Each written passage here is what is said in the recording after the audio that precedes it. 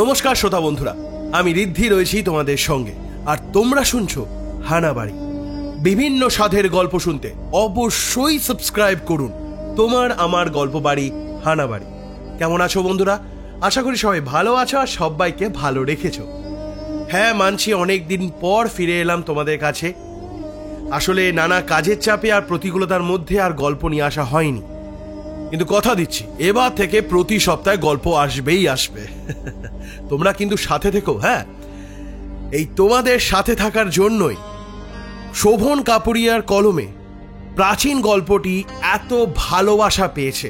আর এই ভালোবাসার টানে শোভন কাপুরিয়ারই লেখা প্রাচীনের থেকেও আরও বেশি ভয়ঙ্করের একটি মিশরীয় অভিশাপের গল্প নিয়ে হাজির হলাম আজ তোমাদের সামনে, যার নাম প্রাচীন 2। এই গল্পটি কিন্তু বহুল চর্চিত একটি গল্প। চলো আর দেরি না করে শুরু করা যাক আজকের গল্প। আজকের গল্প পাঠে ব্রতদীপ। গল্পটি শেষ পর্যন্ত শোনা অনুরোধ রইল। ও হ্যাঁ, যারা প্রাচীন গল্পটা এখনো শোনোনি তারা কিন্তু অবশ্যই প্রাচীন গল্পটা শোনো। এর লিঙ্ক আমাদের ভিডিও ডেসক্রিপশনে কিন্তু দেওয়া রয়েছে। তাহলে শুরু করা যাক আজকের গল্প, শোভন কাপুরিয়ার কলমে প্রাচীন 2।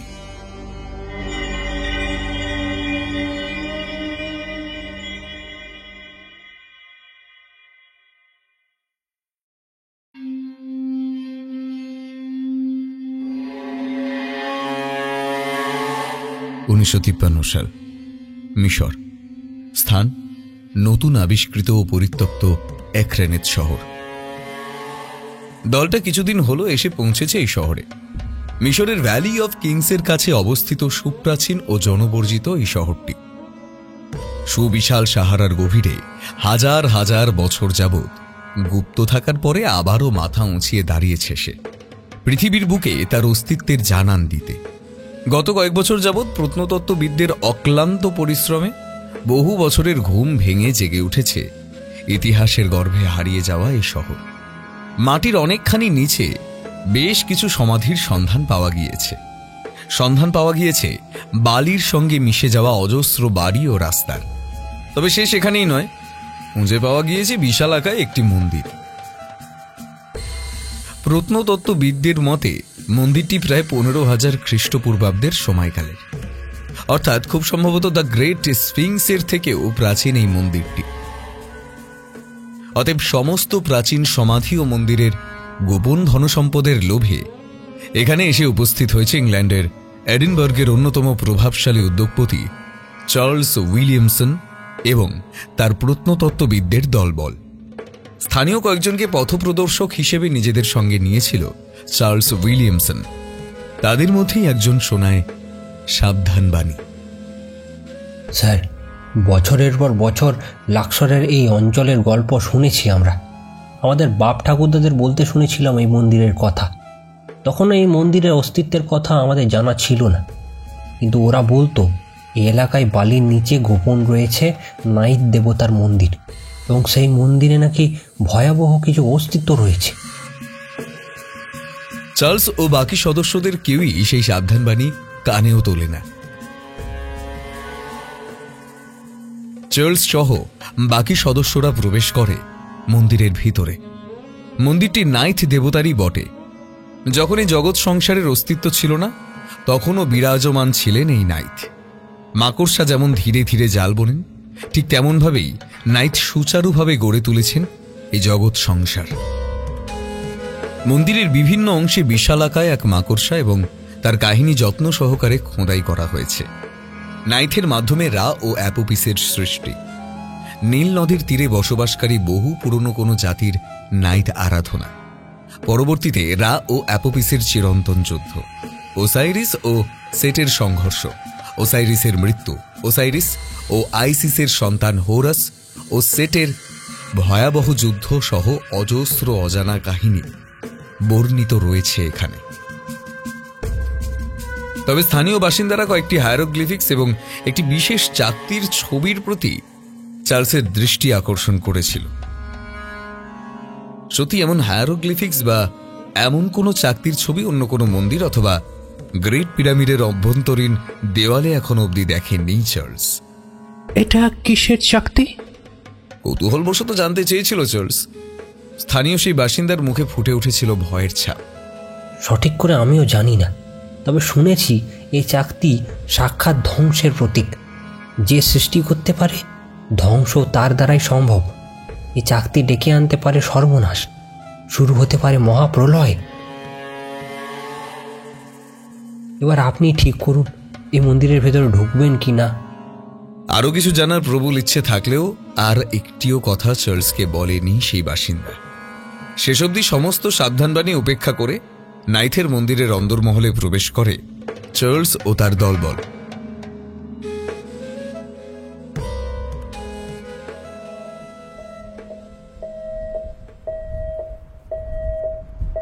ক্রমাগত একটা বিপ বিপ শব্দ প্রতিধ্বনিত হয়ে কানে ভেসে আসতেই চকিতে জ্ঞান ফিরল। জ্ঞান ফিরতেই দিগন্ত বিস্তৃত বালির চাদরের উপরে শায়িত অবস্থায় নিজেকে আবিষ্কার করল অরিন্দম। কতক্ষণ এমনভাবে এখানে সে পড়ে রয়েছে জানা নেই। পরনে স্পেস স্যুট অক্ষত, বিন্দুমাত্র ক্ষতি হয়েছে বলে মনে হলো না অরিন্দমের। শুধু স্যুট সংক্রান্ত হেলমেটের ড্যাশবোর্ডের একদম ওপর দিকে একটা বার চোখে পড়ল। আর মাত্র 70% অক্সিজেন অবশিষ্ট রয়েছে। স্যুটের নিজস্ব অক্সিজেন স্টোরেজ ক্ষতিগ্রস্ত হয়েছে। বিপ বিপ শব্দটা তখনও হয়ে চলেছে। কিছুটা সময় গেল পারিপার্শ্বিক পরিবেশ অনুধাবন করতে। এখানে আকাশ নীল নয়, অথবা পেঁজা তুলোর মতো মেঘ উড়ে বেড়াচ্ছে না ইতিউতি। আকাশ আপাতত কমলা। পৃথিবীর কাছে যেমন সূর্য রয়েছে, এই গ্রহটির আকাশেও রয়েছে দৃশ্যমান এক অগ্নিবলয়। আপাতত দিনের শেষে ঘুমের দেশে পাড়ি দেওয়ার পরিকল্পনাই করছে সেই বলয়। কমলা আকাশের নিচে দিগন্ত বিস্তৃত বালির সাগর ছাড়া আর কিছুই চোখে পড়ল না অরিন্দমের। উঠে বসল অরিন্দম। পরিবেশ, আবহাওয়া এবং অন্যান্য প্রয়োজনীয় স্ক্যান করে সেই সংক্রান্ত তথ্য ফুটে উঠল হেলমেটের ড্যাশবোর্ডে। তথ্য থেকে একটি ব্যাপার পরিষ্কার হয় অরিন্দমের কাছে। ব্যাপারটি চমকপ্রদও বটে। বাইরের বাতাসে অক্সিজেনের যা পরিমাণ, তাতে একজন সাধারণ মানুষ স্বাভাবিক শ্বাস প্রশ্বাস নিতে পারে। গ্রহটির কি নাম বা মহাশূন্যের ঠিক কোথায় এই গ্রহের অবস্থান, সেই সংক্রান্ত কোনো তথ্যই উদ্ধার করা সম্ভব হলো না। তবে গ্রহটিতে মরুভূমি ছাড়া আর কিছুই নেই। ডেজার্ট প্ল্যানেট হিসেবে অভিহিত করা হলে খুব একটা ভুল কিছু হবে না। উঠে দাঁড়ায় অরিন্দম। ধীরে ধীরে মাথার হেলমেট সরিয়ে ফেলে। প্রাণ ভরে শ্বাস নেওয়ার চেষ্টা করে না। শরীরে কোনো রকমের অস্বস্তির অনুভূতি নেই। অতএব এই গ্রহ প্রাণ সঞ্চারণ ও প্রতিপালনের জন্য আদর্শ। আরও একটা ব্যাপার লক্ষ্য করার মতন, এই গ্রহের মাধ্যাকর্ষণ শক্তির সঙ্গে পৃথিবীর মাধ্যাকর্ষণ শক্তির আশ্চর্য রকম সাদৃশ্য রয়েছে। কাছে দূরে সুউচ্চ কিছু স্তম্ভ চোখে পড়ল। কোনো কোনো স্তম্ভ এতটাই উঁচু যেন আকাশকে ভেদ করতে চলেছে। অরিন্দমের মনে হলো যে প্রতিটা স্তম্ভ যেন একই রকম দেখতে, উচ্চতা ছাড়া কোনো পার্থক্য নেই। ঠিক এমন আকার সে আগেও দেখেছে।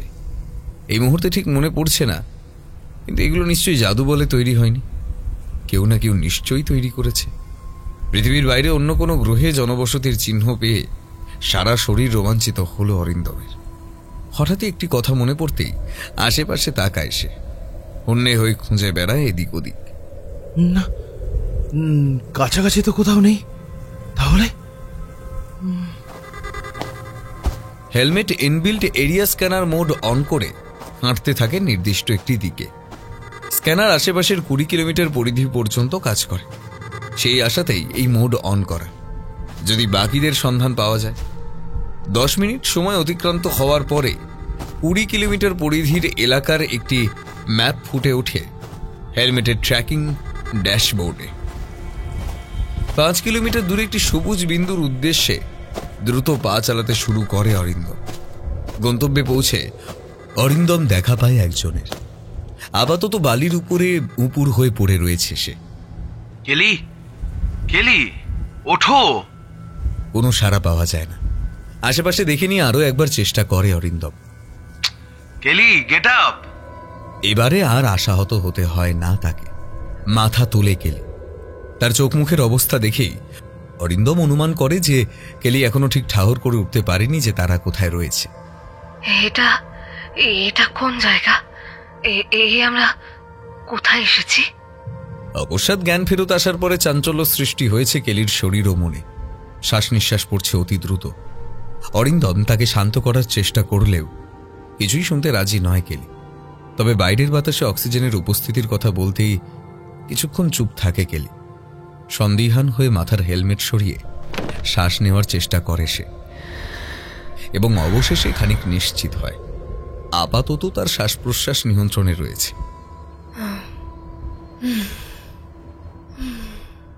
এই গ্রহের আবহাওয়া তো পৃথিবীর মতো।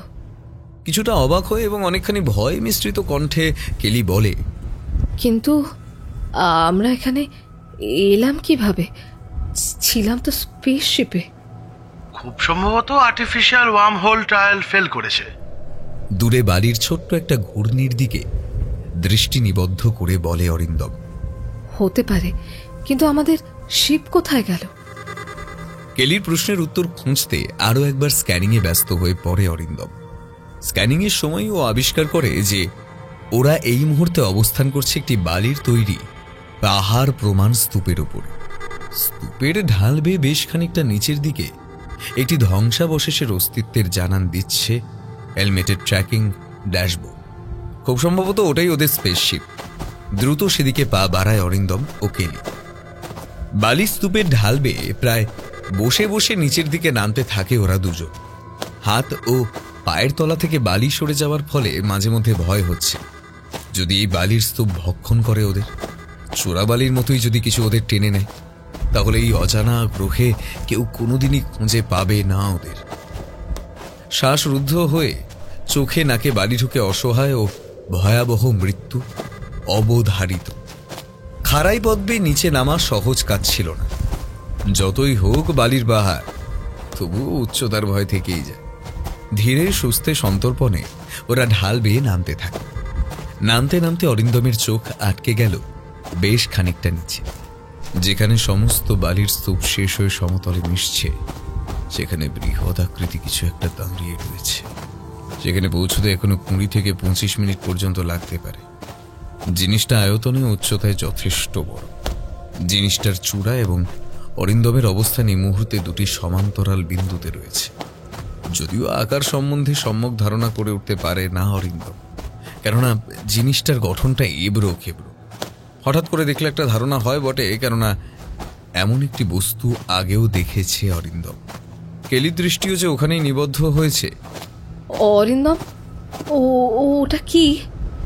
আমারও তাই মনে হচ্ছে। গঠনটা দেখেছো কেলি?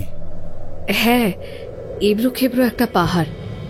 পাহাড়টা দেখতে অনেকটা সাক্কারা পিরামিডের মতো, শুধু আকারে অনেকটা বড়। জোসের যখন পৃথিবীতে সর্বপ্রথম পিরামিডটি সাক্কারাতে নির্মাণ করেন, তখন ঠিক আকার দিতে পারেননি বলেই প্রচলিত রয়েছে। দেখে মনে হচ্ছে জোসের যেন এই পাহাড়ের আদলেই সাক্কারা পিরামিডটি তৈরি করেছিলেন। হুবহু স্টেপড পিরামিডের গঠন। অদ্ভুত। শুধু পাহাড় সদৃশ্য পিরামিড নয়, পিরামিডের চারধারে অবস্থিত 4টি উঁচু স্তম্ভকে লক্ষ্য করেছো তুমি? হ্যাঁ, যদি খুব ভালো করে দেখো তাহলে বুঝবে এক একটা স্তম্ভ দেখতে অনেকটা ওবেলিক্সের মতো। অদ্ভুত ব্যাপার, তাই না? পৃথিবীর মতো দেখতে ওবেলিক্সের অস্তিত্ব রয়েছে এখানে। তবে এই ওবেলিক্সগুলো কোন ধাতু দিয়ে তৈরি তা জানি না। পৃথিবীর কোনো ধাতু অন্তত নয়। কোনো সভ্যতার অস্তিত্ব ছিল এখানে, বা হয়তো এখনো রয়েছে। যাদের অস্তিত্ব ছিল বা আছে তারাও বোধহয় মানুষের মতোই শ্বাস প্রশ্বাস নিত হয়তো, না হলে এখানের বাতাসে অক্সিজেনের অস্তিত্ব থাকতো না। সে যাই হোক, এখান থেকে তাড়াতাড়ি ফেরার ব্যবস্থা করতে হবে আমাদের।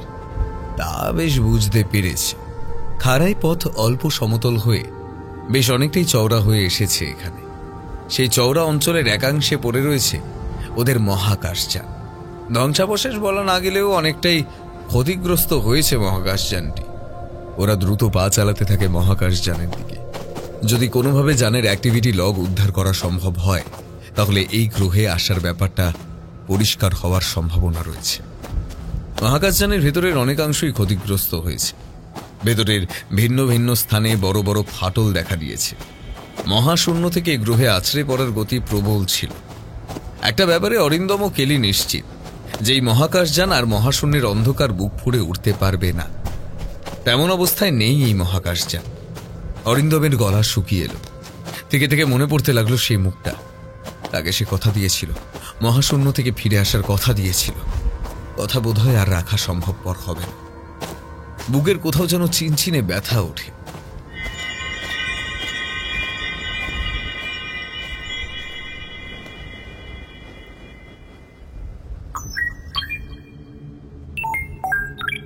অরিন্দম, অ্যাক্টিভিটি লগ পাওয়া যাবে মনে হয়। কন্ট্রোল প্যানেল ততটা ক্ষতিগ্রস্ত হয়নি। কেলির কণ্ঠ শুনে অরিন্দমের চিন্তাভাবনার জগতের দরজা হঠাৎ করে বন্ধ হয়ে গেল। কিছু একটা খুঁটিয়ে দেখছে কেলি। বেশ কিছুক্ষণ লগের দিকে তাকিয়ে বেশ কিছুটা দেখার পরে সে বলল, খুব সম্ভবত আমাদের মহাকাশযান যখন ক্র্যাশ করেছিল তখন আমরা এপেক্স পড়েছিলাম বাঁচার তাগিদে। যানের আর্টিফিশিয়াল ইন্টেলিজেন্স তখনও সজাগ ছিল। পারিপার্শ্বিক স্থান স্ক্যান করে ও নিজে থেকেই আমাদের অ্যাপেক্স পডের ভেতর থেকে ইজেক্ট করে দেয় নিরাপদ স্থানে। পৃথিবীর সাথে যোগাযোগ করা যাচ্ছে? হ্যাঁ, টাইম ডাইলেশনের কোনো এফেক্ট পড়বে কিনা কে জানে। অরিন্দম উতলা হয়ে উঠেছে। যদি আর কোনোদিন এই বালির গ্রহ ছেড়ে বেরোতে না পারে ওরা, এখানেই যদি শেষ নিঃশ্বাস ত্যাগ করতে হয়, তাহলে সেই মৃত্যু হবে ভয়ঙ্কর। মৃত্যুর পরে হয়তো ওদের আত্মা ঘুরে বেড়াবে এই বিস্তীর্ণ মরুভূমির কোনায় কোনায়। অরিন্দমের কথার উত্তর না পেয়ে কেলি ডিপ স্পেস নেটওয়ার্কের ব্যবহারে একটি সিগন্যাল পাঠায় পৃথিবীর কন্ট্রোল রুমের উদ্দেশ্যে। বারংবার প্রচেষ্টার পরেও পৃথিবীর সঙ্গে কোনো রকম সম্পর্কের সম্ভাবনা তৈরি হলো না। অরিন্দম অবশ্য এতে অবাক হয় না। মহাশূন্যে মৃত্যু ভয় তাকে ঘিরে ধরছে। চিরতরের মতো হারিয়ে যাওয়ার আশঙ্কা জানালা ভেঙে মনের অন্দরমহলে প্রবেশ করেছে ঠিকই, তবুও বেঁচে ফেরার শেষ আশা ছাড়তে চায় না অরিন্দম। সে আশা রাখে ভালোবাসার মানুষের কাছে ফিরে যাওয়ার। বাকি জীবনটা কাছের মানুষের সঙ্গে কাটিয়ে দেওয়ার আশা করে সে। টাইম ডাইলেশনের জন্য সম্ভব হচ্ছে না। এই মুহূর্তে আমরা আমাদের গন্তব্য থেকে অনেক দূরে রয়েছি। নেপচুন পর্যন্ত আর্টিফিশিয়াল ওয়ার্ম হোল তৈরি হয়ে আবার আমরা মুহূর্তের মধ্যেই পৃথিবীতে পৌঁছে যাব। খুব সম্ভবত নেপচুন অবধি হওয়ায় টাইম ডাইমেনশনকে হ্যান্ডেল করার মতো টেকনোলজি নাসা ও ইসরোর জয়েন্ট ডিপার্টমেন্টের কাছে রয়েছে। কিন্তু এতটা দূর থেকে পাঠানো সিগন্যাল যে কবে গিয়ে পৌঁছবে সেটাই হচ্ছে ভয়ের ব্যাপার। অক্সিজেন ছাড়া এতদিন বেঁচে হয়তো থাকতে পারবো না আমরা। কথাগুলো যেন উগরে দেয় অরিন্দম। তাহলে এখন উপায়? মৃত্যুকে এগিয়ে আসতে দেখলে ঠিক কেমন লাগে সেটা এখন বুঝতে পারছি। মৃত্যু অবশ্যম্ভাবী, এটা জেনেও একজনকে হাসি মুখে থাকতে দেখেছি, জীবনে অবশিষ্ট দিনগুলো বাঁচার মতো বাঁচতে দেখেছি। তৃষা যে কিভাবে এগুলো করে জানি না। তৃষা? আমার স্ত্রী। কি হয়েছে ওর? ক্যান্সার। এতদিন চিকিৎসা শুরু করতে পারিনি টাকার অভাবে। যে পরিমাণ অর্থের এখন প্রয়োজন ক্যান্সার দূর করতে, সেই পরিমাণ অর্থ ছিল না আমার কাছে। আগে যে কটা পরীক্ষামূলক মহাকাশযানে অংশ নিয়েছি তাতে যা অর্থ এসেছে তা দিয়ে তৃষার চিকিৎসা পুরোপুরি সম্ভব ছিল না। জানি তো এখন খরচা কত। তবে তবে এবার হয়তো ও সুস্থ হয়ে যাবে। অন্তত ডাক্তাররা চেষ্টা তো করবে। এই ট্রায়ালের ঝুঁকি অনেক বেশি, তাই অর্থের পরিমাণও অনেক বেশি। ফিরে গিয়ে ওকে সুস্থ দেখা।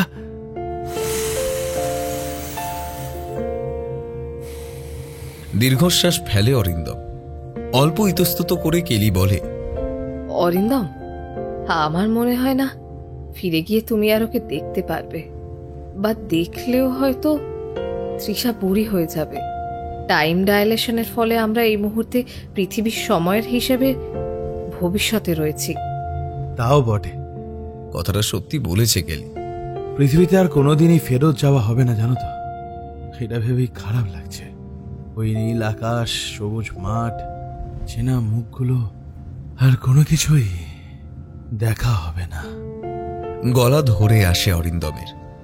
নিজেকে সামলে নেওয়ার চেষ্টা করে সে। আচ্ছা কেলি, তোমার পরিবারে কে কে আছে? উত্তর না দিয়ে উঠে দাঁড়ায় কেলি। একটা শেষ চেষ্টা করে দেখি, যদি কোনোভাবে স্পেসশিপটাকে রিস্টার্ট করতে পারি। অরিন্দম আর কোনো কথা জিজ্ঞাসা করে না। নিজের সামর্থ্য অনুযায়ী কেলি প্রচেষ্টা করতে থাকে মহাকাশ যানটি সচল করতে।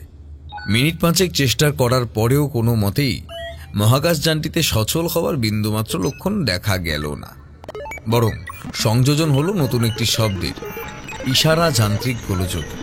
হঠাৎ করেই যেন মহাকাশযানের অটো ডিস্ট্রাকশন মোড অন হয়ে গিয়েছে।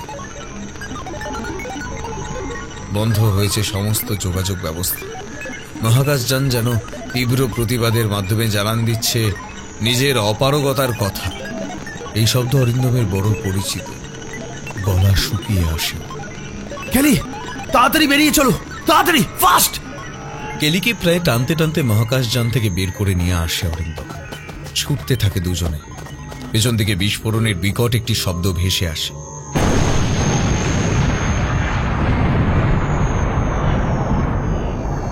কেলি চিৎকার করে ওঠে। অরিন্দম বিহ্বল হয়ে পড়েছে। ওর গা হাত পা ঠান্ডা হয়ে আসছে। চেনা পরিচিত জগতে ফিরে যাওয়ার শেষ আশা ওদের চোখের সামনে ভস্মীভূত হয়ে গেল। সীমাহীন এই মহাকাশ শূন্যের বুকে ভেসে বেড়ানো অজানা এক গোলকে বুকে হারিয়ে যাওয়া দুটি প্রাণীর জীবিত থাকার শেষ আশাও রইল না।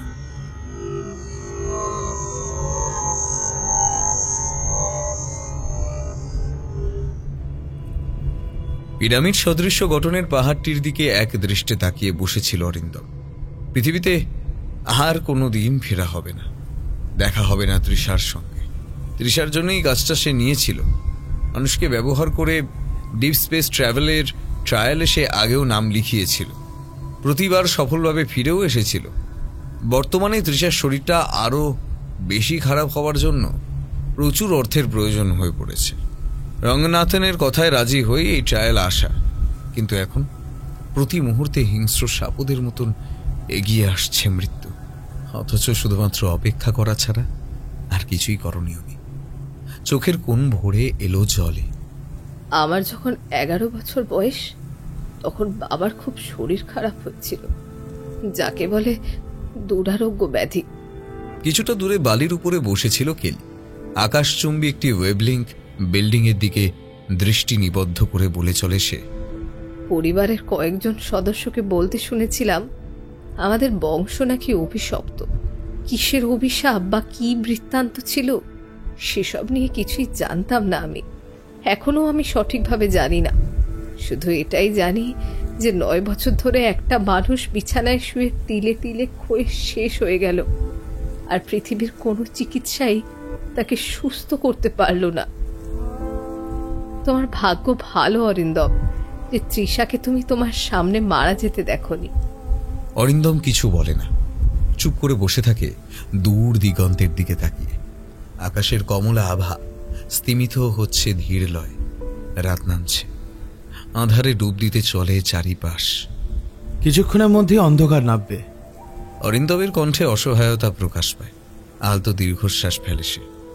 এই গ্রহ রাতে প্রবল ঠান্ডা হওয়ার সম্ভাবনা রয়েছে। মরুভূমি বলেই একে আন্দাজ লাগানোর চেষ্টা করছি আমি। এখানে বসে থাকলে কিন্তু আমাদের মৃত্যু তাড়াতাড়ি আসবে। তার চেয়ে বরং নিচে নেমে গিয়ে দেখি, যদি অন্তত একটা রাত বেঁচে কাটাতে পারি। অন্তত কাল সকালে একবার চেষ্টা করব। যদি কোনো প্রাণের অস্তিত্ব খুঁজে পাওয়া যায়, জলের খোঁজ পেলেই অনেক। মনে মনে কেলির অসীম সাহসিকতার প্রশংসা না করে পারে না অরিন্দম। মৃত্যু অবশ্যম্ভাবী জেনেও শেষ সময়টুকু বেঁচে নিতে চাইছে কেলি। ভয় পেলেও সেটা প্রকাশ করার মতো মানুষ সে নয়। নিশ্চিত পরাজয়ের মুখ থেকে জয় ছিনিয়ে আনার মতো মানুষ কেলি।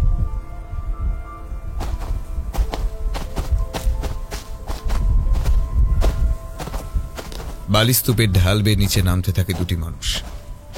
দৈত্যাকার পাহাড়ের পাদদেশে এসে নামতেই জিনিসটার প্রকৃত আকার ও আয়তন পরিষ্কার হলো কেলি ও অরিন্দমের কাছে। পিরামিড সদৃশ্য হলেও সেটি আসলে পিরামিড নয়, খুব সম্ভবত প্রাগৈতিহাসিক মন্দির এটি। সুউচ্চ মন্দিরে রয়েছে একটি প্রবেশদ্বার, রয়েছে মন্দিরের অন্দরমহলে যাওয়ার পথ।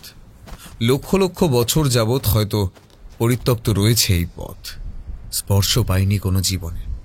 তবে যে জিনিসটা ওদের অবাক করেছে সেটা হলো ওই চেম্বারের দুই পাশে দুটি করে বিশাল আকার মূর্তি বসে রয়েছে, ঠিক যেন মিশরের নাসের লেকের নিকটে অবস্থিত আবু সিম্বেল মন্দির। মন্দিরের বাইরের মূর্তিগুলির বসার ভঙ্গি আবু সিম্বেলের মতো হলেও মূর্তিগুলি দেখতে কিন্তু একদমই আলাদা। হ্যাঁ, অদ্ভুত। শরীরটা যেন চিতাবাঘের, আর গলা থেকে মাথা অবধি সাপের মতো, লেজটাও আবার সাপের মতো। সার্পোপড, প্রাচীন মিশরীয় পুরাণ ও উপকথায় এই জীবের উল্লেখ পাওয়া যায়।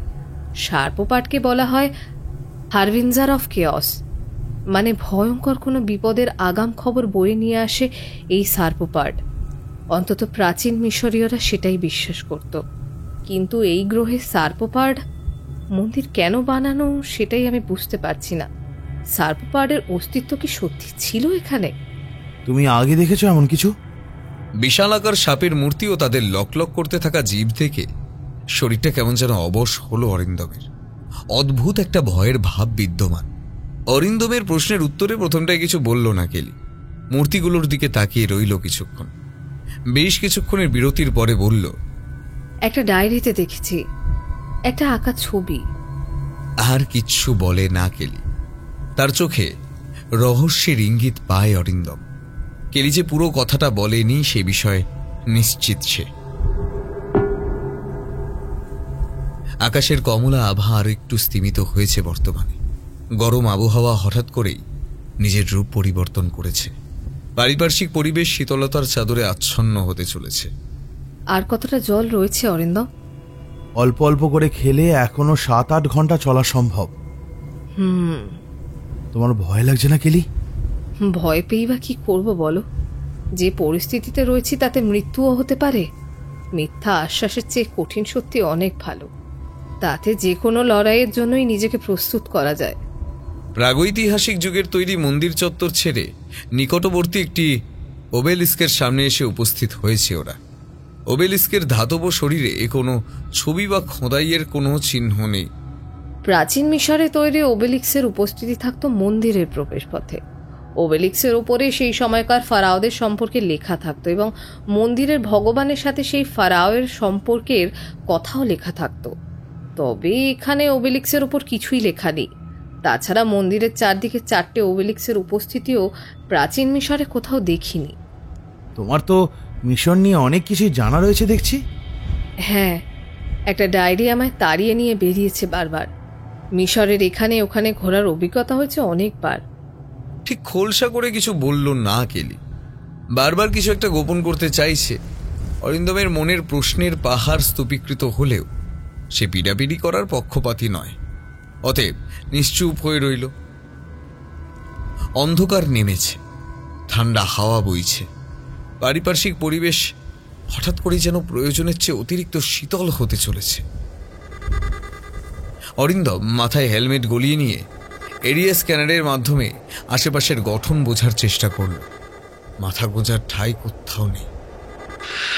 ঠান্ডা বাড়ছে, নিজেদের আড়াল করতে হবে, কিন্তু এখানে তো।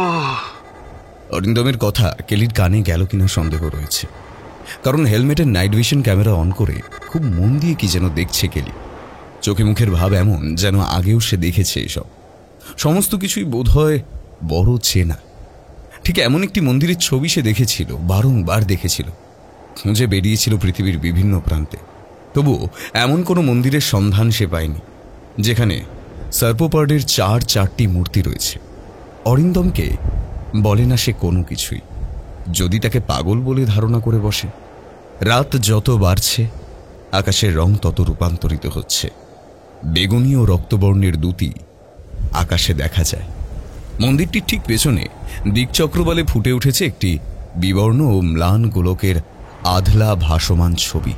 আকাশের বুকে যেন আচমকাই জন্ম নিয়েছে হাজার হাজার তারা। ঠান্ডা বাড়ছে অরিন্দম। একটাই জায়গা রয়েছে যেখানে গিয়ে আমরা মাথা গুঁজতে পারি। ওই পরিত্যক্ত মন্দিরটা? হ্যাঁ। বেশ, চলো, আর অপেক্ষা করে লাভ নেই।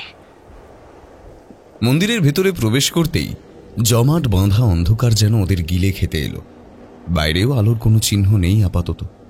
হেলমেটের আলো জ্বালালো ওরা। আলোর সরু রেখা সোজা গিয়ে আঘাত করেছে প্রায় 50 হাত দূরের একটি দেওয়ালে। সরু একটি প্যাসেজ অগ্রসর হয়েছে সেই দেওয়ালটির দিকে। দেওয়ালটির গায়ে হায়ারোগ্লিফিক্সগুলো চোখে পড়ল কেলির। কিছুক্ষণ সেদিকে তাকিয়ে রইল সে, যদিও তার হাবভাব অরিন্দমের বোধগম্য হয় না। ধীর গতিতে কেলি এগিয়ে যায় সেই দিকে। খুব মনোযোগ সহকারে খুঁটিয়ে খুঁটিয়ে দেখতে থাকে বিশেষ একটি ছবি এবং বিশেষ কিছু হায়ারোগ্লিফিক্স। ছবিটায় দেখা যাচ্ছে লম্বা এবং বৃহৎ আকৃতি একটি স্তম্ভকে দুই পাশ দিয়ে দুজন করে সার্পোপার্ড ধরে দাঁড়িয়ে রয়েছে। স্তম্ভটির উপর দিকটা বেঁকে গিয়েছে ইংরেজি ইউ অক্ষরের মতন এবং স্তম্ভটির চূড়ার উপরে আঁকা রয়েছে একটি চাকতির ছবি। চাকতিটি বহু পরিচিত কেলির, সে আগেও দেখেছে জিনিসটা পৃথিবীতে। কেলির দু চোখের মণি চকচক করে উঠল। কি মনে হতে বিপরীত দেওয়ালের উপরে আলো ফেলল কেলি। ব্যস্ত হয়ে কিছু একটা খুঁজে চলেছে সে। কি খুঁজছো বলো তো?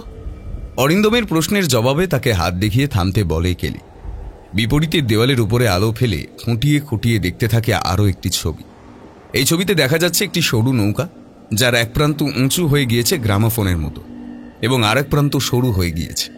নৌকোটির উপরে হাতে অস্ত্র নিয়ে দাঁড়িয়ে রয়েছে বেশ কয়েকজন মিশরীয় দেবতা। নৌকোর পালের উপর দিয়ে উঠে এসেছে কিছু একটা। নির্দিষ্ট কোনো আকার বা আয়তন নেই সেই জিনিসটার। আঁকা রয়েছে একটি পালক, একটি অর্ধচন্দ্র, একটি শামুক, একটি সরল রেখা, একটি পাখি এবং একটি গোলকের ছবি। কি ব্যাপার গেলি? হঠাৎ তোমার চোখ মুখ এতটা উজ্জ্বল দেখাচ্ছে কেন? হ্যাঁ, তোমায় যদি বলি যে পৃথিবীতে ফেরত যাওয়ার ক্ষীণ একটা আশা রয়েছে, তুমি কি বিশ্বাস করবে অরিন্দম? মানে? টেম্পল অফ অ্যাবিডোসের ব্যাপারে শুনেছো, যেটা ফেরাও সেতি প্রথম তৈরি করেছিলেন? এমন কিছু জানি না। প্রাচীন মিশরে যখন চরম অশান্তি ও টালমাটাল অবস্থা সবকিছু সামাল দিতে সেতি প্রথম ঠিক করলেন যে প্রাচীন মিশরীয় দেবতাদের এবার মর্তে আহ্বান জানানোর সময় এসেছে। তিনি তৈরি করলেন টেম্পল অফ অ্যাবিডোস, প্রাচীন মিশরীয় সাদন্ত দেবতা ওসাইরিস খেনসিয়ামেনসিউকে উৎসর্গ করে। তো এর সাথে তোমার কথার কি সম্পর্ক? অনেকেই বিশ্বাস করে ওই মন্দিরের কোথাও কোনো গোপন একটি ডিভাইস ছিল, যার মাধ্যমে ওই আদিম দেবতা সত্যিই পৃথিবীতে যাওয়া আসা করতেন নিমেষের মধ্যে। Teleportation device? একদমই তাই। পোশাকি নাম দ্য ওসাইরিস ডিভাইস। ওকে, তো তার সাথে এই মন্দিরের কি সম্পর্ক? এই দুটো ছবি, একই ধরনের ছবি টেম্পল অফ অ্যাবিডোসের দেওয়ালে পাওয়া গিয়েছিল। এই যে লম্বা টাওয়ারটা দেখছো, ছবিতে এটাই হলো সেই টেলিপোর্টেশন ডিভাইস। দেখতে অনেকটা টেসলা কয়েলের মতো। আর উল্টো দিকের দেওয়ালে যে নৌকোর ছবিটা দেখছো, ভালো করে দেখলে বুঝবে যে নৌকার আউটার শেপের সাথে আইনস্টাইন রসেনবার্গ ব্রিজের সাদৃশ্য আছে। সহজ ভাষায় বললে ওয়ার্ম হোল। কিন্তু এটা যদি শুধু গল্প কথা হয়? না, গল্প কথা নয়। দুটো গ্রহের মন্দিরে এক ধরনের ছবি থাকবে কেন? এ শুধুমাত্র গল্প কথা হতে পারে না। তুমি এতটা নিশ্চিত হচ্ছ কিভাবে? টাওয়ারের ওপরে ওই চাকতিটা দেখছো, এই চাকতিটার অস্তিত্ব সত্যিই রয়েছে। How do you know? তোমার কাছে এই রাস্তা নেওয়া ছাড়া আর কোনো উপায় রয়েছে কি? আগে তুমি বলো যে এই চাকতি তুমি কোথায় দেখেছো? এই চাকতির ছবি আমি দেখেছিলাম আমাদের পূর্বপুরুষ চার্লস উইলিয়ামসনের ডায়েরিতে। এক্রেতেন শহরের নাইট দেবতার মন্দিরে তিনি খুঁজে পেয়েছিলেন একটি আশ্চর্য মহাজাগতিক চাকতি। এই চাকতির অস্তিত্ব যখন রয়েছে, তখন টেলিপোর্টেশন ডিভাইসের অস্তিত্ব এই মন্দিরেই কোথাও না কোথাও রয়েছে। তুমি যে কি বলছো? And you coming with me to find the teleportation device? তুমি পাগলে প্রলাপ বকছো। কেন পাগল কেন? আমরা এই গ্রহে কিভাবে এলাম? আর্টিফিশিয়াল ওয়ার্মহোল তৈরি করে। এখানে আসার আগে অবধি জানতে যে এই গ্রহে এমন কোনো মন্দিরের অস্তিত্ব রয়েছে? জানতে যে এই গ্রহে একসময় প্রাণের অস্তিত্ব ছিল? মানুষ আবিষ্কার করেছে এই প্রযুক্তি? হ্যাঁ, আর মিশরীয় দেবতারা গ্রহান্তরের মানুষ, প্রাগৈতিহাসিক মহাকাশচারী। তারা এই প্রযুক্তি তৈরি করেছিল আমাদের থেকে হাজার হাজার বছর আগেই। কেলি, এমনিও মরবো অমনিও মরবো, তার চেয়ে কিছু চেষ্টা করে মরা তো অনেক গর্বের। আমি এগোচ্ছি মন্দিরের ভেতরে টেলিপোর্টেশন ডিভাইসের খোঁজে। তো ইচ্ছে হলে তুমি এসো। দুই দিকে 5টি করে সারি সারি থামের মাঝের প্যাসেজ ধরে হেঁটে চলেছে কেলি। প্রথমটায় অরিন্দম না এলেও অল্প সময়ের ব্যবধানেই কেলিকে যোগদান করেছে। প্রাগৈতিহাসিক পরিত্যক্ত এই মন্দিরে একা দুটি প্রাণী হেঁটে চলেছে অজানার উদ্দেশ্যে। হেলমেটের আলো পড়ছে দেওয়ালের এখানে ওখানে। বেশিরভাগ দেওয়ালেই দৃষ্টিগোচর হচ্ছে বহু সংখ্যক সার্পোপার্ডের ছবি। তুমি কি মিশরে অনেকদিন ছিলে গেলি? কেন বলো তো? হাইরোগ্লিফিক্স আর প্রাচীন মিশর নিয়ে তোমার অনেক জ্ঞান রয়েছে বলে বলছি। অনেক নেই, তবে হ্যাঁ, চার্লস উইলিয়ামসনের ডায়েরিটা পড়ে প্রাচীন মিশর নিয়ে আগ্রহ জাগে। সেই কারণে মিশরের বিভিন্ন সাইট ও মন্দির ঘোরাফেরা করেছি। তাছাড়া আমাদের একজন ইজিপ্টিওলজিস্ট বন্ধু আছে, তার থেকে অল্প বিস্তর হাইরোগ্লিফিক পড়া ও প্রাচীন মিশরের ইতিহাস এবং মিশরীয় পুরাণ সম্পর্কে জানা। বেশ, ওই দেওয়ালে যে এত ছবি রয়েছে এগুলোর মানে কি? হ্যাঁ, এতগুলো ছবির সম্পর্কে বেশি কিছু বলতে পারবো না, তবে কয়েকটা ছবি দেখে একটা ধারণা তৈরি হয়েছে। কেমন শুনি? এই গ্রহে কোনোদিন মানুষ বসবাস ছিল বলে তো মনে হয় না, তবে হ্যাঁ, এই গ্রহে সম্ভবত সার্পোপারদের রাজত্ব ছিল। সার্পোপাড? হঠাৎ করে তারা সবাই কোথায় গেল? কেলি উত্তর দেয় না অরিন্দমের প্রশ্নের। এখন ওরা উঁচু উঁচু থামের প্যাসেজ পেরিয়ে এসে উপস্থিত হয়েছে একটি গোলাকার অংশে। গোলাকার এই অংশ ঘিরে রয়েছে 7টা ঘর। 7টা ঘর যথেষ্ট উঁচু, আকারে বড় এবং একে অপরের থেকে নির্দিষ্ট দূরত্বে অবস্থান করছে। একটার পর একটা ঘরে আলো ফেলে খুঁটিয়ে দেখতে থাকে কেলি। এবার কোথায় যাব Kelly? You are the leader. অরিন্দমের কণ্ঠে অধৈর্য ভাব স্পষ্ট। কেলি বুঝতে পারে কথার খোঁচা। এখানে কোনো লিডার নেই অরিন্দম, আর আমি পথ খোঁজার চেষ্টা করছি বলে তোমার কি খুব অসুবিধা হচ্ছে বা মেল ইগো হার্ট হচ্ছে? So you do it. টু শব্দটি বেরোয় না অরিন্দমের মুখ থেকে। 5টি ঘর খুঁটিয়ে দেখার পরেও তেমন কোনো কিছুর সন্ধান না পাওয়ায় খানিক মুষড়ে পড়ে কেলি। মন শরীর ক্লান্ত, অথচ বিনা লড়াইয়ে যুদ্ধক্ষেত্র ছেড়ে পালানোর পাত্রী সে নয়। নিশ্চিত মৃত্যুর মুখে দাঁড়িয়ে লড়াই করার চেষ্টা করতে সকলে পারে না, কিন্তু অসহায় আত্মসমর্পণের পথ বেছে নেবে না কেলি। অরিন্দম এগিয়ে গিয়েছিল 6ষ্ঠ ঘরের দিকে। খানিক পিছিয়ে পড়েছিল কেলি। অরিন্দমের ডাক শুনে সে দৌড়ে গেল ঘরটার ভিতরে।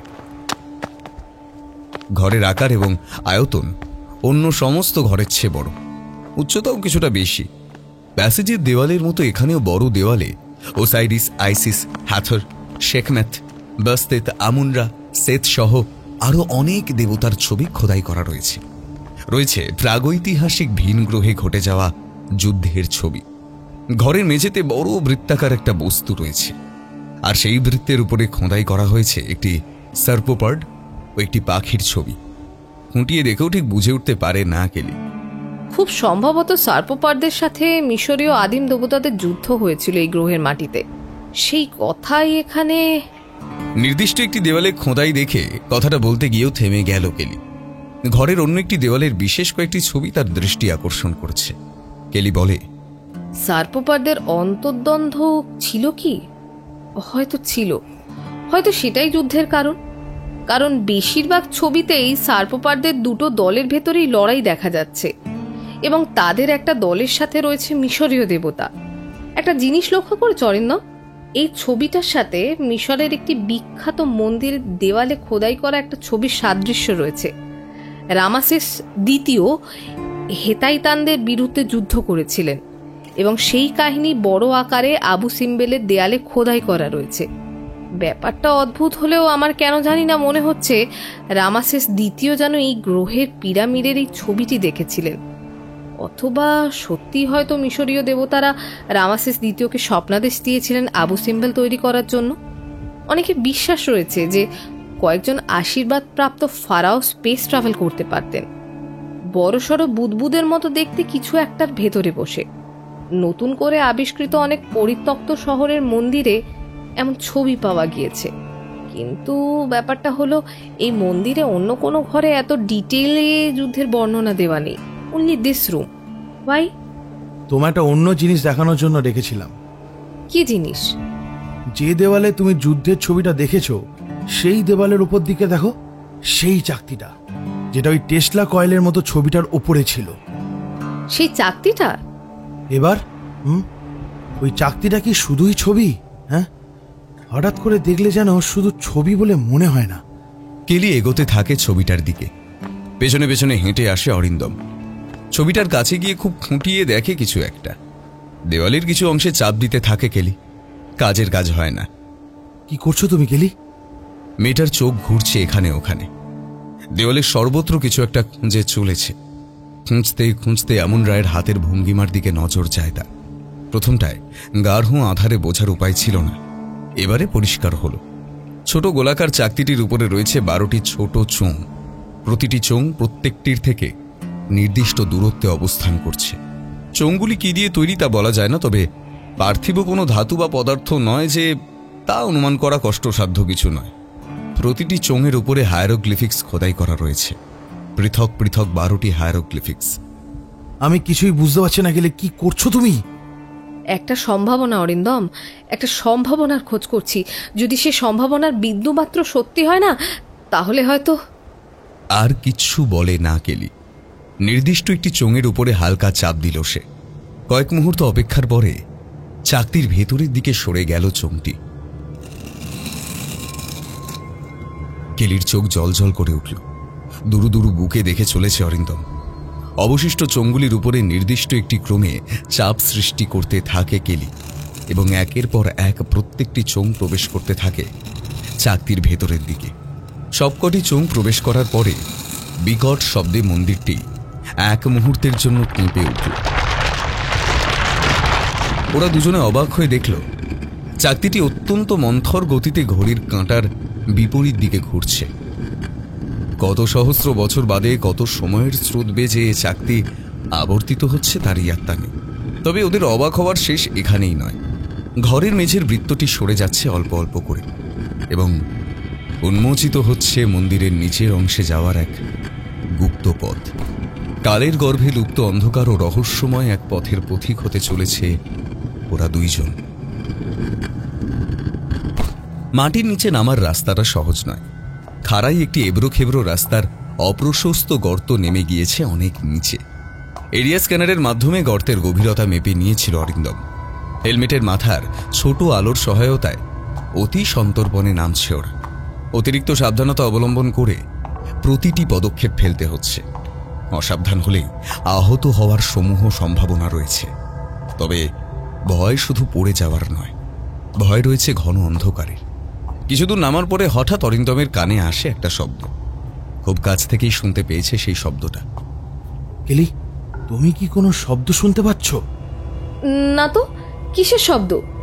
জানি না, মনে হলো যেন খুব কাছ দিয়ে কিছু হেঁটে গেল। তাড়াতাড়ি নামতে হবে। হাজার হাজার বছর ধরে কারোর পা পড়েনি এখানে। কেলি, এর পরেও যদি আমরা খুঁজে না পাই সেই টেলিপোর্টেশন ডিভাইসটা? হ্যাঁ, ভয় পেল, খুব ভয় পেল কেলি। সে জানে যে রাস্তা ধরে আর উপরে ওঠা সম্ভব নয়, ফিরে যাওয়া সম্ভব নয়। চার্লস উইলিয়ামসনের ডায়েরির সেই পাতাটা ওর আজও মনে আছে। মনে গেঁথে গিয়েছিল ছবিগুলো এতটাই নিখুঁত ছিল যেন সবটা নিজের চোখে দেখেছিলেন চার্লস। কিন্তু তার ভাগ্যে জুটেছিল পাগল হওয়ার অপবাদ। সকালের অজান্তেই মহাজাগতিক কোনো শক্তির সংস্পর্শে এসে নিজের মানসিক ভারসাম্য হারিয়েছেন দিনের পর দিন। দিনের পর দিন চার্লস দেখেছিল এই মহাজাগতিক মন্দিরের বিভিন্ন অংশের দৃশ্য। বয়ে এনেছিল পরিবারের অভিশাপ।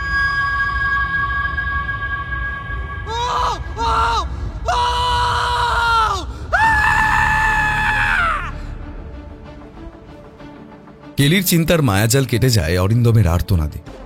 ভয়ার্ত দৃষ্টিতে সে দেখে টাল সামলাতে না পেরে পা পিছলে অরিন্দম পড়ে যাচ্ছে নিচের দিকে। কিছু বুঝে ওঠার আগেই প্রবল গতিতে ভূপতিত হয় অরিন্দম। তার হেলমেট ভেঙে যাওয়ার শব্দ ভেসে আসে। ঘটনার আকস্মিকতায় ব্যাপারটা প্রথমটায় বোধগম্য হয় না। ঠিক তখনই হেলমেটের আলোয় কেলি দেখে কিছু যেন একটা প্রবল গতিতে খাড়াই গর্তের দেওয়াল বেয়ে নেমে যাচ্ছে নিচের দিকে। কেলি দ্রুততার সঙ্গে নামতে থাকে নিচের দিকে। সঙ্গে সঙ্গে হেলমেটের আলো বন্ধ করে দেয় কেলি।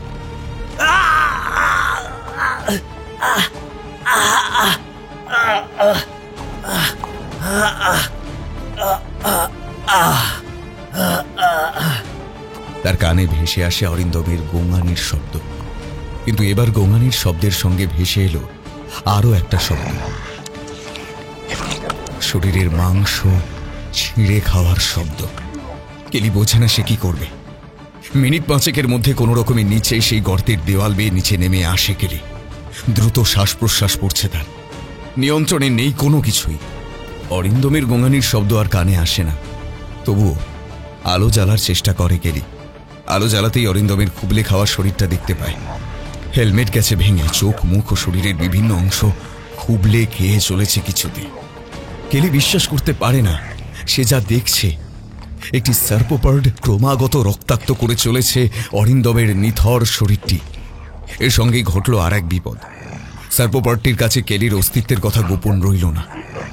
এক পা করে পেছোতে থাকে কেলি। একবারের জন্য ভুলবশত হেলমেটের আলো গিয়ে পড়ে প্যাসেজের অপর দিকে।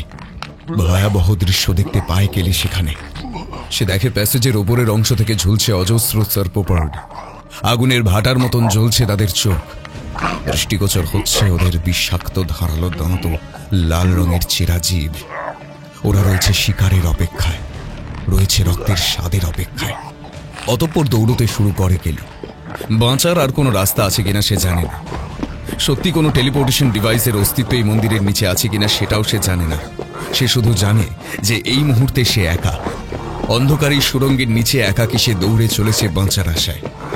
এমন ভয়াবহ মৃত্যু সে চায় না, ফিরতে চায় পৃথিবীতে। পেছন থেকে ধেয়ে আসছে হিংস্র নারকীয় সার্পোপার্ডের দল।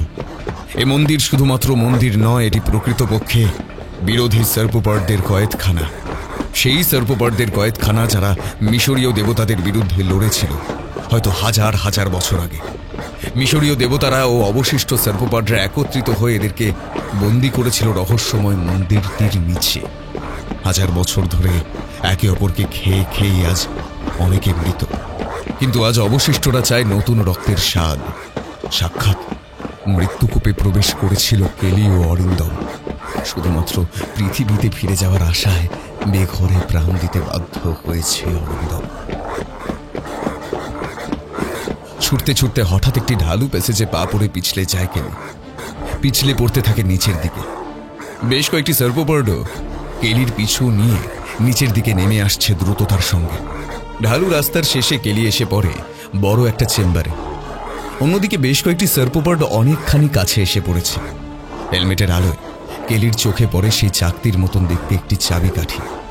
বিদ্যুতের গতিতে উঠে পড়ে চাকতিটির চোঙগুলির উপরে সেই একই সংমিশ্রণে চাপ সৃষ্টি করে কেলি।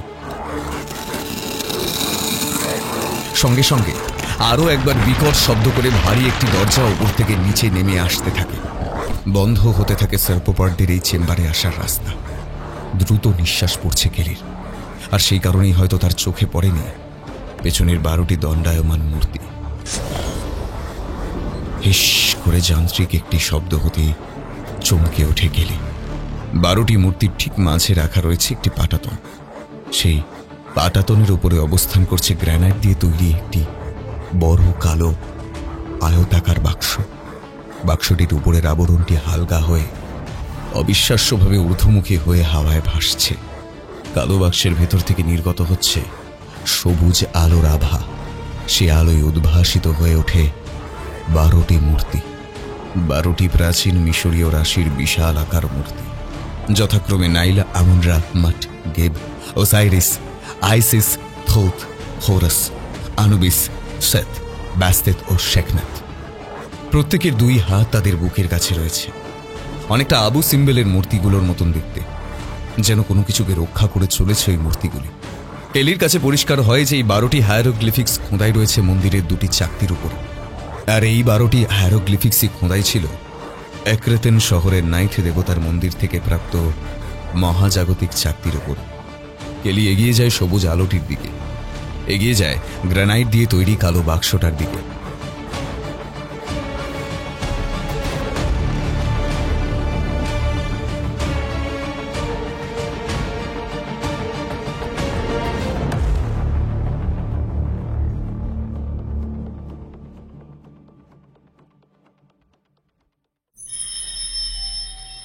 এডিনবার্গের রাজকীয় বাড়িটির আশপাশটা বড় শুনশান। বরাবরই দোতলার কোণের ঘরে বসে ছবির বইগুলো দেখে 8 বছর বয়সের ছোট্ট কেলি পৃথিবী, চাঁদ, মঙ্গল, বৃহস্পতি, নেপচুন গ্রহের ছবি দেখে শিহরিত হয়। অবাক হয় পিরামিড, আবু সিম্বেল, কার্নাক টেম্পলের ছবি দেখে। শিহরিত হয় স্টোন এজের ছবি দেখে। বাবাকে মাঝে মধ্যে জিজ্ঞেস করে, ও বাবা শোনো না গো, ঠিক এই মুহূর্তে বৃহস্পতি গ্রহে ঠিক কি হচ্ছে? ঝড় হচ্ছে? বাবা বোঝে না এ প্রশ্নের কি জবাব দেবে। ব্যবসায়িক বাবার এই সমস্ত অবান্তর প্রশ্ন শোনার সময় বা ইচ্ছে কোনোটাই নেই। তবে জবাব দেয় মা। মায়ের কাছে আকাশগঙ্গা, ছায়াপথ ও তার বিভিন্ন সৌরজগতের গল্প শোনে। অনন্ত ব্রহ্মাণ্ডের কথা শুনে অবাক হয় সে। মা হয়তো অত কিছু জানেও না, তবুও এত সুন্দরভাবে গল্পের ছলে বলে যে শুনতে খুব ভালো লাগে। সে গল্প শুনতে শুনতে শিশু মন উড়ে যায় পৃথিবী ছাড়িয়ে, পাড়ি দেয় দূর মহাকাশের অজানা কোনো প্রান্তে। কপালে আদর করে চুমু খায় মা। তবে প্রপিতামহ চার্লস উইলিয়ামসনের ব্যাপারে জানতে চাইলেই চুপ হয়ে যায় মা। কেমন যেন একটা ভয় ভয় ভাব ফুটে ওঠে চোখে মুখে। উইলিয়ামসন বংশের এই পূর্বপুরুষের নাম নিলেই সকলেই যেন এড়িয়ে যেতে চায়। চার্লস উইলিয়ামসনকে সবাই নাকি পাগল বলতো, আজও বলে। তবে পরিবারের কয়েকজন সদস্য আজও বিশ্বাস করে যে চার্লস অদ্ভুত কিছুর সঙ্গে যোগাযোগের ফলে পাগলামির পর্যায়ে চলে যায়। কেলি জানতে চাইতো চার্লস উইলিয়ামসন সম্পর্কে। যদিও বাবার অমতে চার্লসের জিনিসপত্র ঘেঁটে দেখার সুযোগ হয়নি তার। চার্লস উইলিয়ামসনের পাগলামির কারণে তাকে মানসিক হাসপাতালে ভর্তি করা হয়েছিল। অনেকদিন ছিল সে সেখানে। মানসিক হাসপাতালে থাকার সময়ই আত্মহত্যা করে চার্লস উইলিয়ামসন। তার অসংলগ্ন কথায় যদি বিশ্বাস করা হয় তাহলে চার্লসের মনের দখল কোনো অদ্ভুত জিনিস নিয়েছিল এবং সে নাকি চার্লসের সামনে অদ্ভুত এক জগতের ছবি তুলে ধরত বারবার। সেই অদ্ভুত জগতে পৃথিবীর নয় বলেই বিশ্বাস ছিল চার্লসের। সেই জগতের অস্তিত্ব রয়েছে মহাশূন্যের কোনো এক প্রান্তে। সেই সমস্ত দৃশ্য তার মনে প্রভূত চাপের সৃষ্টি করে। সেই চাপ হয়তো চার্লসের মৃত্যুর কারণ। চার্লসের মৃত্যুর পরে তার কিছু জিনিস ফেরত এসেছিল বাড়িতে, রাখা থাকতো একটি বন্ধ ঘরের ভেতরে। বাবা সাবধান করে দিয়েছিল যেন চার্লসের কোনো জিনিসেই হাত না দেয় কেলি। এই সাবধানবাণী শুনে কৌতূহল আরও বাড়ে কেলির। কি এমন রয়েছে ওই জিনিসগুলোর মধ্যে যার জন্য বাবা এমনভাবে বারণ করেছিল? কি এমন রয়েছে ওই ডায়েরিতে যে বাবা এতটা ভয় পেল? সুযোগ এলো। 2023 সালে বাবা অসুস্থ হওয়ার পরে বাধা দেওয়ার কেউ রইল না। বছর 11 কেলির হাতে এলো প্রপিতামহ চার্লস উইলিয়ামসনের হাতে লেখা পুরনো একটি ডায়েরি। পাতার পর পাতা উল্টাতে থাকে কেলি। উন্মোচিত হতে থাকে প্রায় 70 বছর আগের অদ্ভুত এক ইতিহাস। মিশরের এক্রেতেন শহরে পরিত্যক্ত নাইট দেবতার মন্দিরে ধনসম্পদের লোভে দলবল নিয়ে পৌঁছেছিলাম। স্থানীয়দের বারণ করা সত্ত্বেও প্রবেশ করেছিলাম মন্দিরের ভেতরে। হাজারো ধনসম্পদ এবং প্রাচীন আর্টিফ্যাক্টের সাথে সাথে একটি গুপ্ত কুঠুরিতে নিজের অজান্তেই খুঁজে পেয়েছিলাম অদ্ভুত একটা জিনিস, একটি প্রাগৈতিহাসিক চাকতি। চাকতি দেখে স্থানীয় অনেকেই বলেছিল যে এই চাকতি সৃষ্টিকে ধ্বংস করতে সক্ষম। চাকতিটির ছবি সুস্পষ্টভাবে আঁকা রইল ডায়েরিতে। বছর 11 কেলি সেদিন প্রথমবারের জন্য দেখে চাকতিটি। চাকতিটির ওপরে 12টি ছোট ছোট চোঙার মতো দেখতে পাটাতন ছিল। প্রতিটি পাটাতনের ওপরে খোদাই করা ছিল একটি করে প্রাচীন মিশরীয় রাশি অথবা জোডিয়াক সাইনের হাইরোগ্লিফিক্স, যথাক্রমে Nile, Amun Ra, Mut, Geb, Osiris, Isis, Thoth, Horus, Anubis, Seth, Bastet and Sekhmet. And আমার বিশ্বাস যে এই বস্তুটির সাথে কোনো তালার সাদৃশ্য রয়েছে, তবে তালাটি এই মুহূর্তে বন্ধ। সেই থেকেই আমার প্রচেষ্টা শুরু হয় আর্টিফ্যাক্টের তালা খোলার প্রচেষ্টা। অনেক নিষিদ্ধ গবেষণার পরে বুঝতে পেরেছিলাম আর্টিফ্যাক্টটি খোলার সঠিক সংমিশ্রণটি। আর্টিফ্যাক্টটি খোলার সাথে সাথে নিজের অজান্তেই এমন কিছু আমার সংস্পর্শে এসে পড়েছিল যার অস্তিত্ব সৃষ্টির আগেও ছিল এবং সৃষ্টির পরেও থাকবে। আমি নিজেও মানতে শুরু করি এই চাকতি কোনো মহাজাগতিক চাকতি, ভয়াবহ কোনো অপশক্তির অংশ এই মহাজাগতিক চাকতি। এরপর থেকেই আর ডায়েরি লেখার সামর্থ্য হয়নি চার্লসের। মহাজাগতিক চাকতিটি নিজের প্রভাব বিস্তার করতে শুরু করেছিল তার মননে। লেখার বদলে আঁকত চার্লস। যা যা সে দেখত সবকিছুই এঁকে রাখত।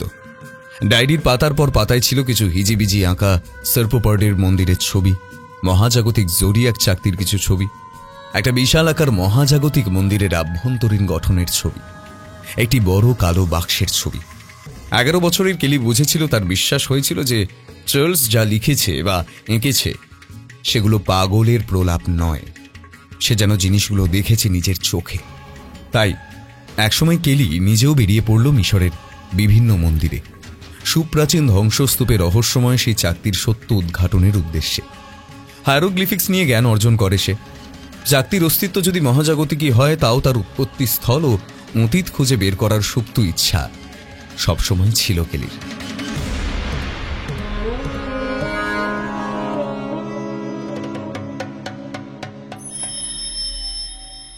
গ্রানাইটের তৈরি কালো বাক্সের ভেতরটা যথেষ্ট লম্বা, আকার আয়তনেও বেশ বড়।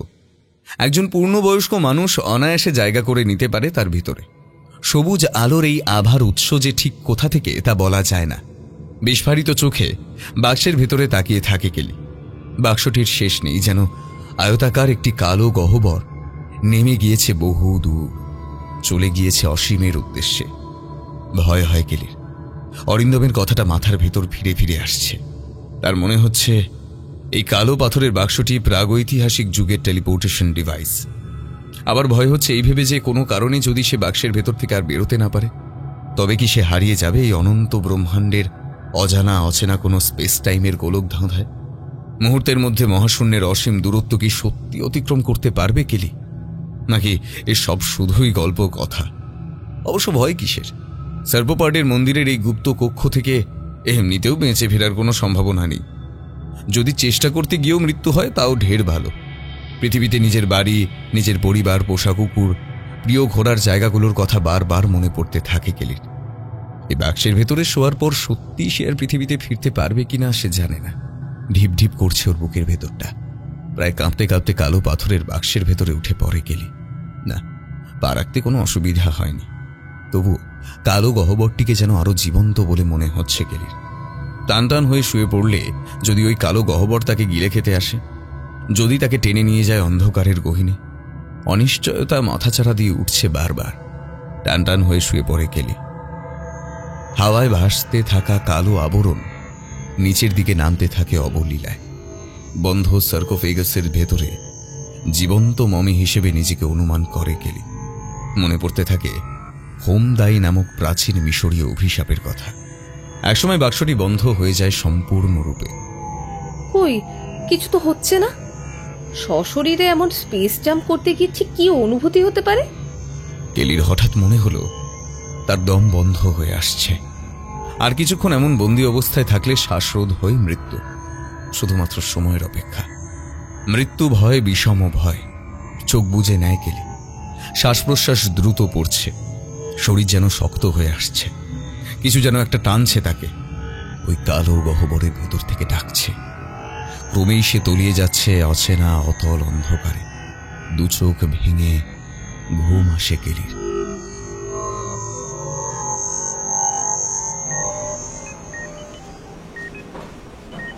ধরফর করে উঠে বসে মেয়েটি। হাসপাতালের বেডে বসে রয়েছে সে। যান্ত্রিক কিছু শব্দ ভেসে আসছে তার কানে। শব্দটির তীব্রতা হয়তো একটু বেশি। এই কেবিনে মেয়েটি আপাতত একা। বাইরে খটখটে রোদ। খানিকটা সম্বিত ফিরতেই তার কানে এলো কোলাহলের শব্দ। অনেক মানুষ যেন একসঙ্গে চিৎকার চেঁচামেচি করছে। মেয়েটি বুঝে উঠতে পারে না ঠিক। হঠাৎ ঘরের দরজা ঠেলে ভেতরে প্রবেশ করে একজন নার্স। নাক অব্দি ঢাকা মাস্ক। মেয়েটিকে দেখে নার্স কিছুটা চমকে ওঠে। আপনি উঠেছেন বলে বড় কোনো ডাক্তারকে ডেকে আনতে চলে গেল সে।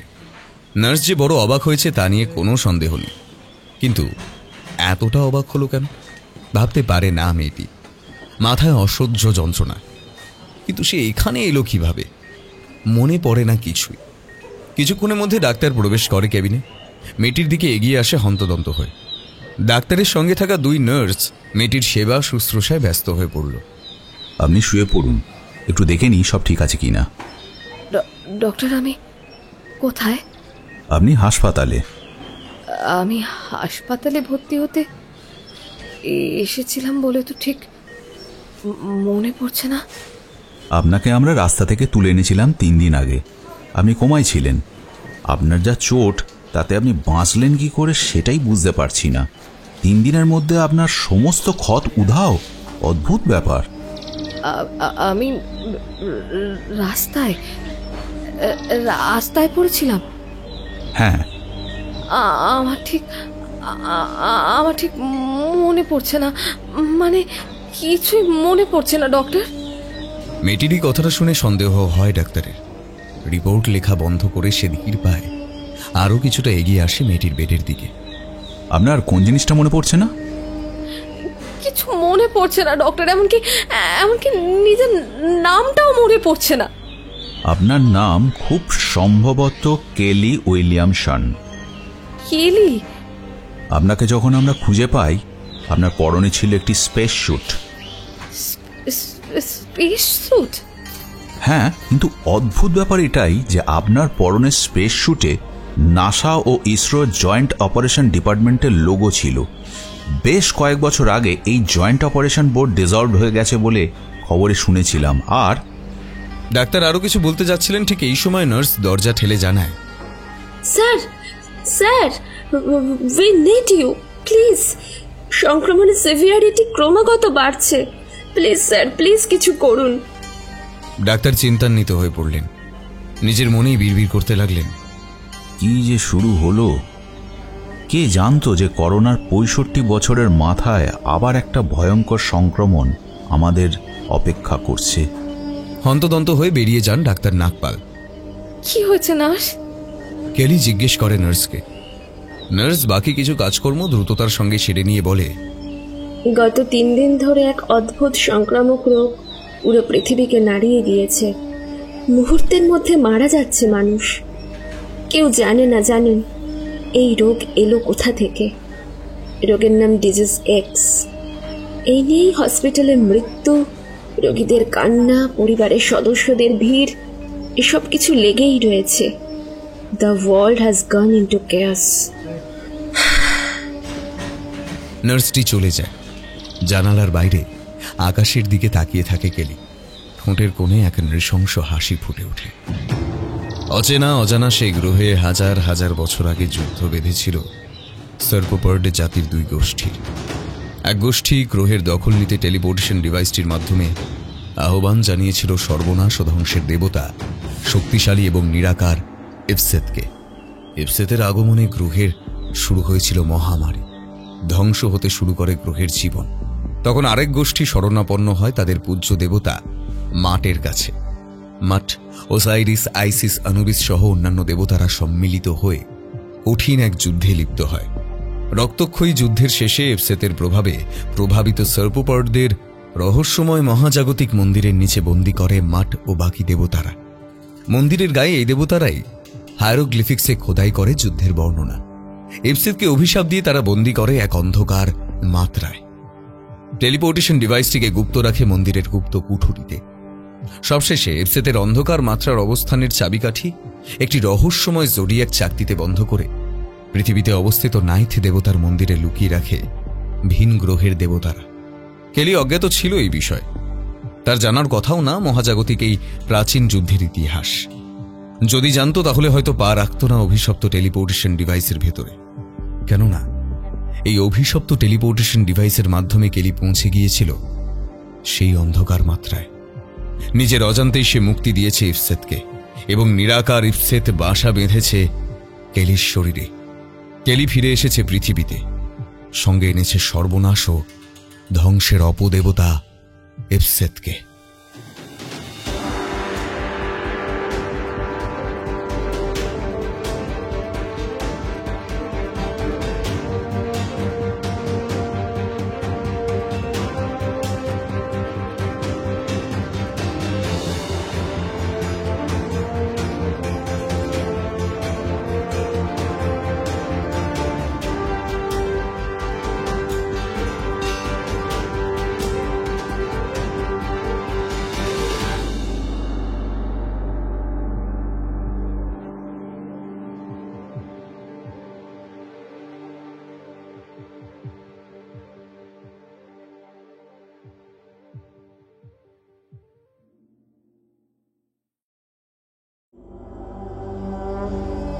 শেষ হলো আজকের গল্প।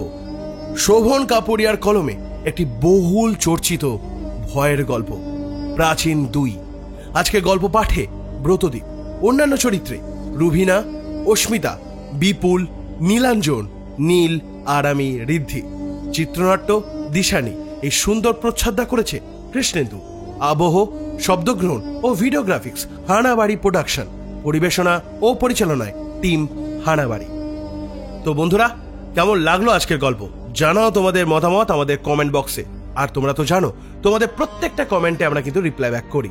আর যদি গল্পটা ভালো লেগে থাকে তাহলে অবশ্যই লাইক করতে হবে এবং শেয়ার করে দিতে হবে তোমাদের আত্মীয় স্বজন এবং বন্ধু বান্ধবের কাছে, এবং তাদেরকে বলতে হবে আমাদের হানাবাড়ি ইউটিউব চ্যানেলটা যেন তারা সাবস্ক্রাইব করে পাশে রাখা বেল আইকন ক্লিক করে অল করে দেয়, যাতে আমাদের নতুন কোনো গল্প এলে তাদের কাছেও নোটিফিকেশন পৌঁছে যায়। বন্ধুরা, আমরা রিলসে কিন্তু একটা নিউজ তোমাদের জানিয়েছি যে অভিক অর্জুন দত্তের একটি ভয়ঙ্কর ভৌতিক উপন্যাস আসতে চলেছে হানাবাড়িতে। জানো কবে আসতে চলেছে? হানাবাড়ির বার্থডে স্পেশাল উপলক্ষে। তো এই উপন্যাস সম্বন্ধে জানতে গেলে তো হানাবাড়ি চ্যানেলটা সাবস্ক্রাইব করতেই হবে। আরও একটা কারণ আছে এই চ্যানেলটা সাবস্ক্রাইব করা, সেটা হচ্ছে তোমাদেরকে বলেছিলাম নতুন বছরে বিভিন্ন ধরনের সেগমেন্ট শুরু হতে চলেছে। তার মধ্যে একটা সেগমেন্ট কি জানো? এই বড় ভিডিওর মতোই ছোট ছোট রিল ভিডিওতেও নানা রকম আছে ম্যাজিক। শুরু হচ্ছে খুব তাড়াতাড়ি। এই সবের জন্যই কিন্তু আমাদের চ্যানেলটাকে সাবস্ক্রাইব করতেই হবে, আর সাবস্ক্রাইব করে পৌঁছে দিতে হবে খুব তাড়াতাড়ি ভাবে 50,000 সদস্যের পরিবারে। তাহলে বন্ধু, আজ আসি, দেখা হচ্ছে খুব তাড়াতাড়ি পরবর্তী কোনো গল্পে। ততদিন ভালো থেকো, সুস্থ থেকো, হানাবাড়ি পাশে থেকো, সাবধানে থেকো আর ভয় থেকো। শুভরাত্রি।